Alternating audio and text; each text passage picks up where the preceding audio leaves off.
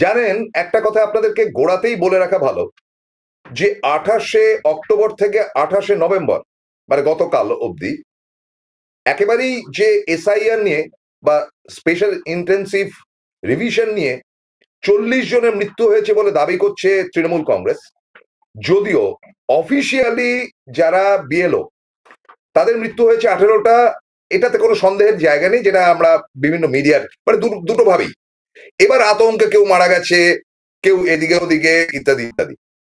তো এখন ঘটনাটা হচ্ছে যে এই যে একটা ফ্যাসিজম, যেটা গতকাল রাত্রে প্রবীর বিশ্বাস করেছেন, পারলে দেখে নিন, তাহলে এটার সঙ্গে এটা কানেক্ট করতে পারবেন যে বিশাল ফ্যাসিজম চলছে ভারতবর্ষের বুকে। ছেড়ে দিন পাকিস্তান, ছেড়ে দিন বাংলাদেশ, ছেড়ে দিন নেপাল, ছেড়ে দিন অন্যান্য দেশ, কিন্তু আমাদের দেশে যেটা চলছে, যেটা অমিত শাহ করছেন, এবং অমিত শাহ এত বড় মাতব্বর যে অমিত শাহ মোদীকে টপকে ব্যাপারটা করছে, এটা আবার আবার আপনি ভাববেন না যে তাতে মোদীর কোনো কনসেন্ট নেই, আলবাত আছে। কিন্তু এখন অমিত শাহ সর্বে সর্বা, এবং এই জিনিসটা করতে গিয়ে যে সর্বনাশটি হওয়ার সেটা হবে। কারণ আপনারা জানেন যে লেনিন স্টালিন একসাথেই রেভলিউশন ইত্যাদি ইত্যাদি কাজে নেমেছিলেন। লেনিন কতটা ভালো করেছিলেন সেটা তো পরের কথা, কিন্তু স্টালিন আসার পর লেনিনের এন্টায়ার ঘনিষ্ঠ লোকেদের সবাইকে মেরে ফেলে দিয়েছে এবং সারা বিশ্বে একটা আতঙ্কের সৃষ্টি করেছিল স্টালিন। ঠিক সেই কারবারটাই করতে চাইছে নরেন্দ্র মোদীর সহযোগী অমিত শাহ। এবং অমিত শাহ এই তাণ্ডব বা দাপট তিনি ইতিমধ্যে বিহার থেকে শুরু করে দিল্লি থেকে শুরু করে বিভিন্ন জায়গায় করেছেন। তার হাতে যে শক্তি রয়েছে সেই শক্তিটা হচ্ছে ইডি, সিবিআই, ইনকাম ট্যাক্স ইত্যাদি, এবং পুলিশ বাহিনী, কারণ তিনি স্বরাষ্ট্রমন্ত্রী। মানে মস্তানের মতন তার অ্যাপ্রোচ অ্যান্ড অ্যাটিটিউড। এবং বিভিন্ন জায়গায়, মানে ধরুন আসামে রয়েছে হিমন্ত বিশ্ব শর্মা, একটা মস্তান, মানে যা খুশি তাই করে। তেমন শিন্ডেকে ফিট করেছিল আপনার মহারাষ্ট্রে, সে শিন্ডে তো এখন বিগড়ে গেছে, মানে যা হচ্ছে আর কি, they all are absolutely corrupted. পশ্চিমবঙ্গে যেটা শুভেন্দু অধিকারী। তো ফলে এরকম এক একজন অর্বাচীন এবং সাংঘাতিক ধরনের চরিত্রদের তিনি খুঁজে বার করেন এবং বিভিন্ন জায়গায় ফিট করে রাখেন, যাতে তারা আতঙ্কের সৃষ্টি করে। এবং আতঙ্কের জায়গা থেকে একটি ব্যাপার খোলসা করে দিচ্ছি আপনাদের, পশ্চিমবঙ্গকে হিন্দি বলয় বানাতে চাইছেন Amit Shah. It was an agreement with RSS definitely, কারণ আরএসএস এর মেমোরেন্ডামের মধ্যেই রয়েছে, সে আপনি বাংলার হন বা তামিলনাড়ুর হন, হিন্দি, হিন্দু, হিন্দুস্তান, একেবারে এদের কথা। হিন্দি, হিন্দু, হিন্দুস্তান, অর্থাৎ আপনার ভাষা হবে হিন্দি, হিন্দু হতে হবে আপনাকে, এবং হিন্দুস্তান হবে, এটা ভারত ভারত না। তো অটোমেটিক্যালি সেই কাজেই লিপ্ত হয়েছেন এক সময়ের রেগুলার আরএসএস এর লোক এই অমিত শাহ। ফলে বাংলা বলয়টাকে কিছুতেই কবজা করা যাচ্ছিল না, এবার এসআইআর দিয়ে কবজা করার একটা মস্ত বড় ধান্দা। এবং এই এসআইআর বিরুদ্ধে সব থেকে বেশি গর্জন পশ্চিমবঙ্গে যিনি করছেন, তিনি Abhishek Bandyopadhyay, national general secretary of Trinamool Congress. এবং এই অভিষেকের গতকাল তার যে 10 জন সাংসদকে তিনি পাঠিয়েছিলেন, ডেরেক ওব্রায়ান সহ, শতাব্দী, আপনার ইত্যাদি ইত্যাদি, এটার ক্লিপিং আপনাদের পরে আমরা দেখাবো, আমি বলবো কম, এটা আপনারা দেখলে অনেকটা বুঝতে পারবেন। 5টা পয়েন্ট দেওয়া হয়েছিল, এবং এই 5টা পয়েন্টেই প্রসূনগুপ্ত না, অভিষেকের পাঞ্চ।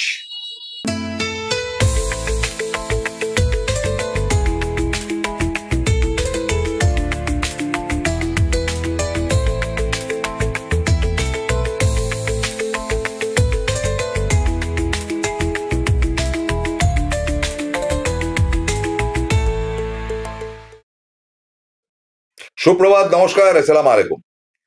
একদম পরিষ্কার একটি বার্তা আপনাদেরকে দিচ্ছি, এসআইআর করা হয়েছে পশ্চিমবঙ্গে, বিহারে, বিভিন্ন জায়গাতে, পশ্চিমবঙ্গে স্পেশালি, যাতে করে মুসলিম ভোটটা, যেটা প্রায় 30% বলে দাবি করছে যদিও তৃণমূল কংগ্রেসের একটি অংশ, কিন্তু আমি ব্যক্তিগতভাবে পশ্চিমবঙ্গে ঘুরে যেটা বুঝেছি, দ্যাট উইল বি মানে নিয়ারলি 36%, 36%, কম বেশি।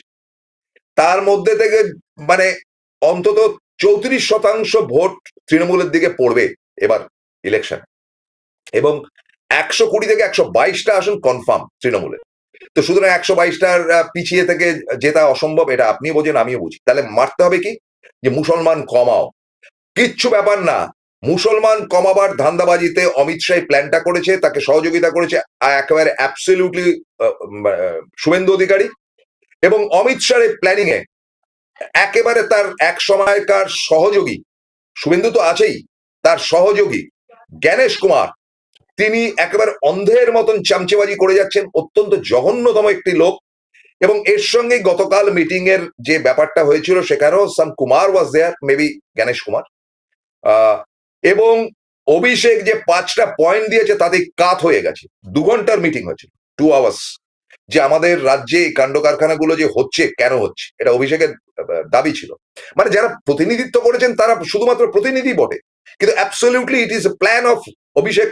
এবং অভিষেকের এই ঝাপটা দেওয়া 5টি ইয়েতে অপশনসে একেবারেই কাত হয়ে গেছে কিন্তু জ্ঞানেশ কুমার। এবং আমি আপনাদের প্রথমেই দেখাতে চাইবো যে ওখানে 2 ঘন্টা, আপনাদের প্রথম বলে দিই, 2 ঘন্টা মিটিং হয়েছে, যেটা ডেরেক বলছে যে এই 2 ঘন্টাতে প্রথম 40 মিনিট আমরা বক্তব্য রাখি, এবং বক্তব্য রাখে ডেরেক রাখে, প্রতিমা মণ্ডল রাখেন, আপনার মহুয়া মৈত্র রাখেন, শতাব্দী রায় রাখেন। এই 40 মিনিট কোন রকম কথা বলেনি কুমার মানে জ্ঞানেশই হবে।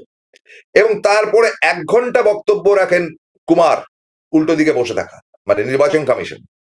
এবং সেই 1 ঘন্টা বক্তব্যের মধ্যে তিনি আজব কথা বলেন যে তাই নাকি এতগুলো লোক মারা গেছে, তিনি জানেন না, ন্যাকা বদমাইশ, এইরকম হতে পারে নাকি। এবং আপনাদেরকে বলি যে অভিষেকের দেওয়া এই এক্সেলেন্ট মানে 5টা পয়েন্ট, যেটা পশ্চিমবঙ্গের ক্ষেত্রে ভীষণভাবে দরকার, তার অন্যতম আরেকটি কারণ বলছি। আবার খেপে গেছেন কিন্তু অসীম সরকার।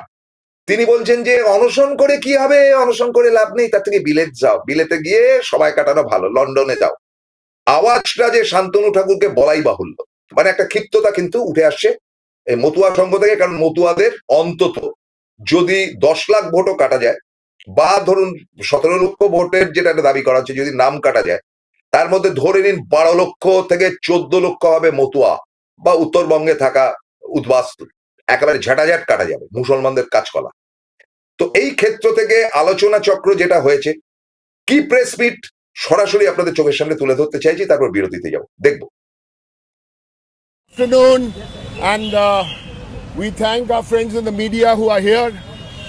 We will begin our press conference. The All India Trinamool Congress. We will address this in multiple languages. But before I begin, give you details, a 10-member delegation of MPs, 5 from Lok Sabha, 5 from Rajya Sabha, starting from my left, Sajda Ahmed Lok Sabha, Mamata Thakur Rajya Sabha, Dola Sen Lok Sabha, Mahua Moitro Lok Sabha, Dola Sen Rajya Sabha, Mahua Moitro Lok Sabha, Shatabdi Roy Lok Sabha, Saket Gokhale Rajya Sabha, Prakash Chikbarik Rajya Sabha, and Kullan Banerjee. My colleague Kullan has just gone to the Supreme Court. He just left. That's why he's not here for the presser. So 10, and Pratima Mondal right up in the front, Lok Sabha. So the meeting lasted for about 2 hours. Fact number 1. 10 MPs from the All India Trinamool Congress met with the Chief Election Commissioner, Mr. Kumar, and his team. Number 1. We first handed over to him a list of almost 40 dead because of the SIR process, giving all the details. My colleague Ms. Shatabdi Roy handed over that list to him, and we started the meeting by telling him that Mr. Kumar and the Election Commission of India have blood on their hands.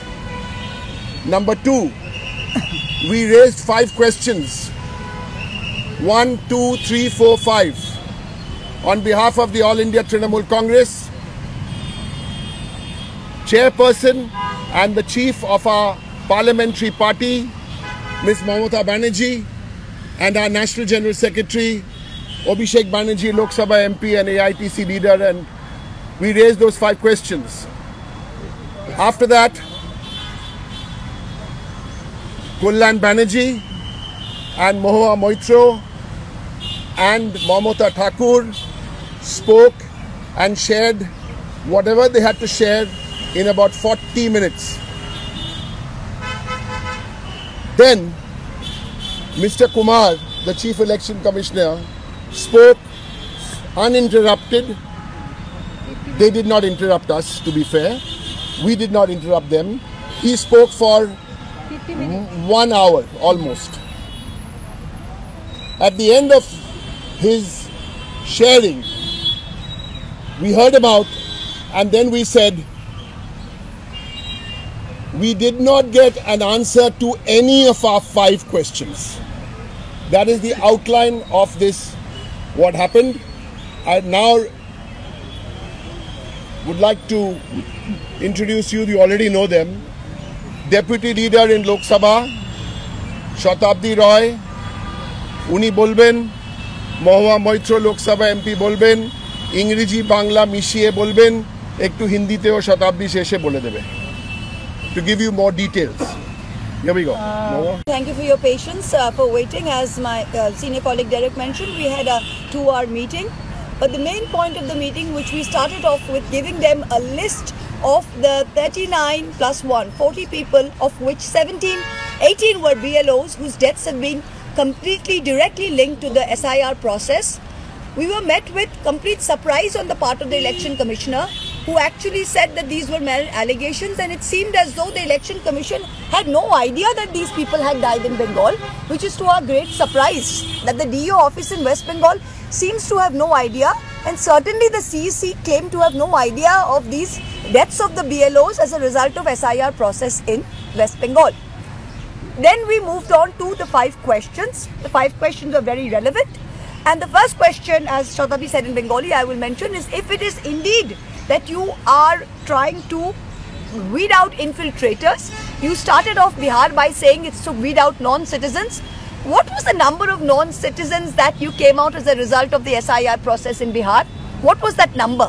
You said it was lakhs and lakhs and lakhs. We do not know of even one non-citizen which was documented in the press media or in online media about non-citizens in the state of Bihar. Similarly, in Bengal, if infiltration is the issue, other states such as Tripura and Meghalaya share a border with Bangladesh. If you're talking of Rohingya infiltration, other states apart from Bengal share a common border with Myanmar. Why is SIR not being done there? Most important, in Assam, why? আমরা শুনলাম যে একেবারে পরিষ্কার কথা মহুয়া বললেন যে এই যে বহিরাগতদের আগমন, এটা আসামে কেন হচ্ছে না, ত্রিপুরাতে কেন হচ্ছে না, মায়ানমার তো রোহিঙ্গাদের জায়গা, সেখান থেকে তো তাদের পক্ষে ঢোকা সম্ভব ওইসব জায়গায়, কিন্তু এটা করা হবে না। এবার মারাত্মক কথাটা বলি, এই যে থাপ্পড়টা খেলেন কুমার, অভিষেকের থাপ্পড়টা খেয়ে বমকে গেলেন, তিনি বললেন যে না ব্যাপারগুলো তো জানি না, আমতা আমতা করেছেন, প্রায় 1 ঘন্টা বাজে কথা বলেছেন, শুনলেন এ তো ডেরেক বলল, এবং তারপরে তিনি বললেন যে ভাবনার ব্যাপার, কি করা যায় ইত্যাদি ইত্যাদি। এই সমস্ত কথা বলার পর যে ঘটনাটা ঘটেছে মারাত্মক, বদলা নেওয়ার জন্য অপমানিত হয়েছেন, অভিষেকের থাপ্পড়ে অপমানিত হয়ে গণেশ গতকাল রাত্রিবেলা থেকে যে ডিসিশন হয়েছে সেটা হচ্ছে আরো হিংস্র হবো আমরা, আরো মারাত্মক হবো আমরা, আরো ডেঞ্জারাস হবো আমরা SIR এর জন্য, এবং হাউমাউ করে কাঁদছে বা সুইসাইড করছে করুক, বাংলাকে হিন্দিস্তান বা মারোয়ারিস্তান করতেই হবে, এটা গণেশ কুমারের target, instructed by maybe RSS, maybe Amit Shah. ভারতবর্ষের এই অংশ যে একটা রবীন্দ্রনাথের জায়গা বা বঙ্কিমের জায়গা বা বিদ্যাসাগরের জায়গা বা বিবেকানন্দের জায়গা, সেটাকে এখন হিন্দিস্তান করতে হবে। আপনাকে সকাল বিকেল হিন্দিতে কথা বলতে হবে, মারোয়ারিরা এসে চত্থাবড়া মারবে, গুটখা খাবে, আপনাকে সহ্য করতে হবে, রেডি ফর দ্য ডে। একটা বিরতি দিয়ে যাচ্ছি, ফিরছি, তারপর আরো কি কুচক্র ঘটনা ঘটছে দয়া করে যাবেন না, প্রত্যেকে শেয়ার করুন এবং কমেন্ট করুন, প্লিজ প্লিজ অ্যান্ড প্লিজ। এবার সাধ্যের মধ্যেই হবে মধ্যবিত্তের স্বাদ পূরণ। নতুন বাড়ি, নতুন স্বপ্ন, সুখের নতুন অধ্যায় শুরু হোক এই উৎসবে। Ashoka group, রিডিফাইনিং realty. ফোন করুন 9163502850। Found Kolkata's first ever sweet shop serving so unique items like Dab Malai Curry, Motichur Truffle, Gajor Borfi, Dab Kalakand, and I had to try them. শুধু তাই নয়, শক্তিগড়ের ল্যাংচা, বর্ধমানের সীতাভোগ, মালদার পোস্তকদম, বহরমপুরের ছানা বড়া, এগুলো সবকিছু খেতে হলে আর এত দূরে যেতে হবে না। সুন্দরিনী ন্যাচারালসে পেয়ে যাবে পশ্চিমবঙ্গের বিখ্যাত 10টা জেলার মিষ্টি all under the same roof. এদের বেস্ট সেলার্স কচি ডাবের শাঁস দিয়ে বানানো ডাব মালাইকারি আর কলা পাতায় মোড়া গুড়ের সন্দেশ পাতুরি আর মাস্ট ট্রাই। ফিরলাম বিরতির পর। দেখুন, একটা কথা আপনাদেরকে বলি, যে এই চক্র যখন মানে সক্রিয় হয়েছে, আবারও বলছি মুসলমানদের কিছু করতে পারবেন না, যখন সক্রিয় হয়েছে তখন কিন্তু সক্রিয়তার জায়গা থেকে আরো কতগুলো চরিত্রকে মার্কেটে নামিয়ে দেওয়া হয়েছে এবং তারা ফালতু কথাবার্তা বলা শুরু করে দিয়েছে। দেখুন, এন্টায়ার আপনাদের এই সোশ্যাল নেটওয়ার্ক বা ফেসবুকে অন্তত কয়েকশো ছেলেদেরকে নামানো হয়েছে, যারা কেউ মেয়ে সেজে কেউ ফেক প্রোফাইল করে যা তা খিস্তি করছে। প্রত্যেকটা ছেলের চরিত্র যা, তার থেকে আমি সোনাগাছি বা হারকাটার যারা মানে কি বলে সেক্স ওয়ার্কার, তাদেরকে পায়ের ধুলোনি, এরা তাদের অধম চরিত্রহীন কতগুলো মানে জঙ্গলি জানোয়ার ছেলে আর কি। এত খারাপ তাদের মন্তব্য, মহিলাদের উদ্দেশ্য করে তারা অ্যাটাক করছে ক্রমাগত। কেন করছে জানেন তো? মহিলাদের অ্যাটাক করার কারণটা কি জানেন তো? কারণ মহিলা ভোটটা মমতার ভোট। সুতরাং মহিলাদের কদর্য ভাষায় খিস্তি খেউর করছে কিন্তু এই বিজেপির আইটি সেল। এবং আপনারা জানবেন যে গোড়ার দিন থেকে কিন্তু আরএসএস এর মধ্যে কোনো মহিলা সেল কিছু ছিল না, এবং তাদের বলুন বা পরবর্তী অধ্যায়ে বাজপেয়ীর আমলেও বলুন, খুব বেশি মহিলারা আমল পাননি বড় বড় পোস্টে। তবু বাজপেয়ী অনেক লিবারেল ছিলেন বলে সেখানে সুষমা স্বরাজের একটা জায়গা ছিল। কিন্তু আজকের দিনে আপনি দেখুন যে নির্মলা সীতারামন ছাড়া নরেন্দ্র মোদীর ক্যাবিনেটে সেরকম কোন মন্ত্রী আছে কি যিনি মহিলা? আলতু ফালতু টুকরো টাকরা। স্মৃতি ইরানি ফরফর করে ফরফরানি মাসি হয়েছিলেন, তাকে উড়িয়ে দিয়ে বের করে দেওয়া হয়েছে, যা ফট তোর কাজ শেষ। যতদিন ছিলেন জ্বালিয়ে পুড়িয়ে ছাড়খাড় করে দিয়ে গেছেন। ফলে মহিলাদের প্রতি একটা ঘৃণা পশ্চিমবঙ্গে তৈরি করছে কিন্তু এই সোশ্যাল নেটওয়ার্কে এই বিজেপির আইটি সেল। আপনারা নজর করুন এবং আপনাদেরকে অনুরোধ করি যে যারা ফেসবুক করেন, যদি ওরা খিস্তি মারে, 4 ডবল শান্তির ছেলেগুলোকে খিস্তি মারো। কথায় কথা শান্তির ছেলে, শান্তির ছেলে, শান্তির ছেলে, শান্তির ছেলে, শান্তির ছেলে। দেখি কিরকম লাগে। ওদের লজ্জা নেই, ওদের বাপ মার তো কোনো পরিচয় নেই, বাপ মাই নেই, ফুটপাতে জন্ম। তো সুতরাং এরা জঘন্যতম। পয়েন্ট নাম্বার 2, আরো একজন ফিল্ডে নেমেছেন। হঠাৎ করে তার কথা শুনে মনে হতে পারে যেহেতু নমিনাল কথা বলেছেন, আসলে মহিলা ঘৃণা তিনি ছড়িয়েছেন এবং প্রায়শই তিনি ছড়াচ্ছেন। তিনি বিখ্যাত পরিবার শঙ্কর পরিবারের মমতা শঙ্কর।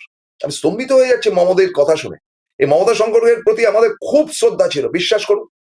মমতা শঙ্কর যে কি মারাত্মক কথা বলেছে আপনারা ভাবতে পারবেন না। মমতা শঙ্কর বলছেন যে মহিলারা যদি কোনো জায়গায় সুযোগ পেতে চায়, হ্যাঁ, তো সেই সুযোগের জন্য তারা দেহ পর্যন্ত বিকিয়ে দিতে পারে। এত খারাপ কথা। মানে তিনি সেলিব্রিটি হয়ে মমতা শঙ্কর বললেন কি করে কথা? আসলে আবারও বলি আপনাদের, মহিলাদের প্রতি একটা ঘৃণা ছড়িয়ে দেওয়ার জন্য মিঠুন চক্রবর্তী প্রাক্তন বান্ধবী, যার সঙ্গে মিঠুনের বিয়ে হওয়ার কথা ছিল বলে দাবি করা হয়, সেই মমতা শঙ্কর ইতিমধ্যে পদ্মশ্রী প্রাপ্ত। সেই মমতা শঙ্কর কিন্তু একটা মানে ক্রমাগত মহিলাদের জন্য নোংরা কথাবার্তা ইত্যাদি ইত্যাদি বলে যাচ্ছেন দিনের পর দিন। তো মমদের মুখে কি এটা শোভা পায়? দেখুন লেখাগুলো পাশে কি তিনি বক্তব্য রেখেছেন।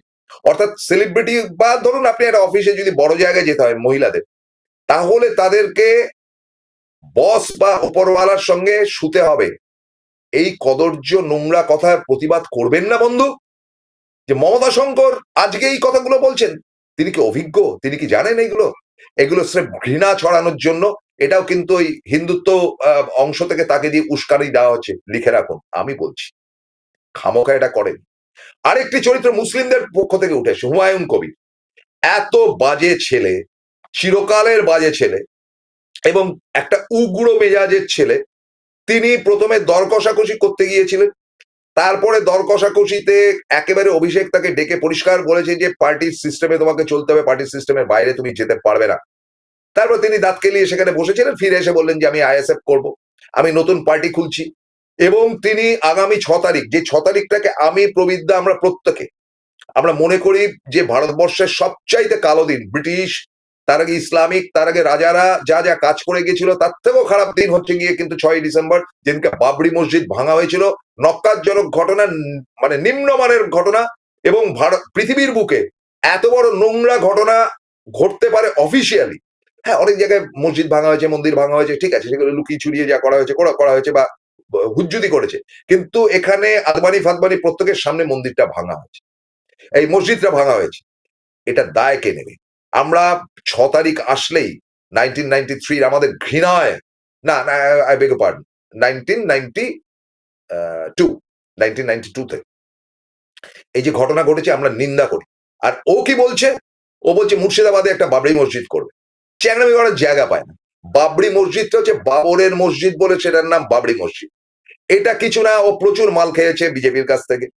খেয়ে একটা ঝঞ্ঝাট বা একটা অশান্তি দুটো ধর্মের লোকেদের মধ্যে লাগাবার চেষ্টা করছে, যে এটা করলে যেটা সুবিধা হবে যে হিন্দুরা খুব খেপে যাবে ন্যাচারালি, যে হঠাৎ করে একটা মসজিদ পশ্চিমবঙ্গের বুকে করার দরকার কি।